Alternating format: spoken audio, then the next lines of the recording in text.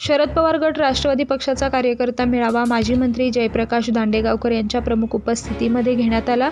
या अगोदर जयप्रकाश दांडेगावकरांनी आषाढी एकादशी निमित्त सर्वांना सोशल माध्यमातून शुभेच्छा दिल्या। त्यानंतर कार्यकर्त्यांच्या भुवया उंचावल्यात। दांडेगावकर साहेब तुम्ही विधानसभा लढा असं आग्रहाची मागणी कार्यकर्ते पदाधिकारी मागे। वसमत विधानसभा मतदारसंघातल्या प्रत्येकाच्या मोबाईलवर आलेल्या आषाढी एकादशीच्या शुभेच्छा या मेसेजमुळे दांडेगावकरांकडे करू लागलेत। त्यानंतर दांडेगावकरांना चक्क कार्यकर्ता मेळावा घ्यावा लागला। यावेळी कार्यकर्त्यांनी आपल्या भावना व्यक्त केल्यात। डोळ्यामध्ये टाकायले, त्याच्या फोटो जाहीर करायले असा प्रकार न करता साहेब हे विकासाचं पुरुष आहेत आणि साहेबांना उभं टाकावा ही आम जनतेची विनंती आहे। दांडेगावकर साहेब तुम्हीच लढा अशी आग्रहाची मागणी देखील अनेकांनी केली आहे। दांडेगावकर काय बोलतात याकडे शेवटपर्यंत अनेकांचं लक्ष लागलं असताना शेवटी दांडेगावकरांनी तुमचा मान राखेल असं म्हणत गोलमाल उत्तर दिलं।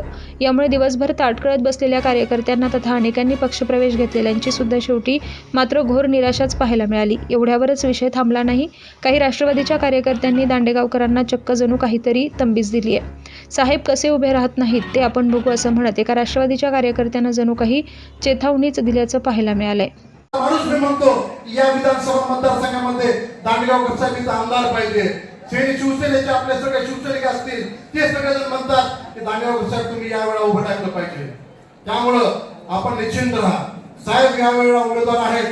साहेब कसे राहत नाही तर तुम्ही आम्ही सर्वजण पाहू। आपल्या सगळ्यांना साहेबांना उभं करायचंय। त्यामुळे मनामध्ये कुठली शंका बाळगू नका। आपण सगळेजण शरदचंद्रजी पवार साहेबांच्या राष्ट्रवादीचे कार्यकर्ते आहोत।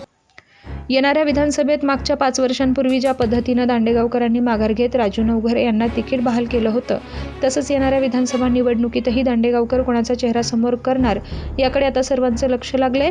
दिवसभर कार्यकर्ते दांडेगावकर काय म्हणतात हे ऐकण्यासाठी आतुरतेनं मोठ्या संख्येनं जमले। मात्र दांडेगावकरांनी शेवटी करायचं तेच केलं। आपलं स्पष्ट मत मांडण्याऐवजी मी तुमचा मान राखतो अशा शब्दात शेवटी कार्यक्रमाचा समारोप देखील झाला। आज आता तुम्ही सगळे म्हणताय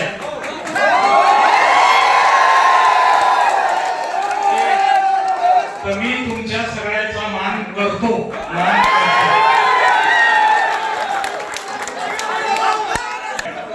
मी तुम्हाला काय म्हटलं तुम्ही ऐकलं नाही।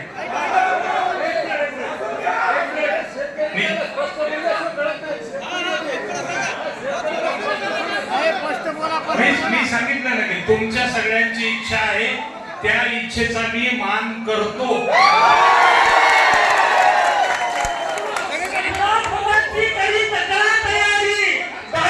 शेवटी कार्यकर्ते आलेल्या ढगाळ वातावरण तथा पावसामुळे सैरावैरा झाले। दांडेगावकरांनी मात्र शेवटपर्यंत मतदारसंघातल्या हालचाली, कार्यकर्त्यांचा उत्साह, उभे राहायचं की नाही त्या सर्व गोष्टी कटाक्षानं या कार्यक्रमाच्या माध्यमातून बघितल्या। मात्र येणाऱ्या विधानसभा निवडणुकीत मान राखतो म्हणणारे दांडेगावकर कोणाचा मान राखणार आणि कोणाच्या गळ्यात मानेची तुरा रोवणार हेच पाहावं लागणार आहे। उमेश चक्कर, प्रवाह नेटवर्क, हिंगोली।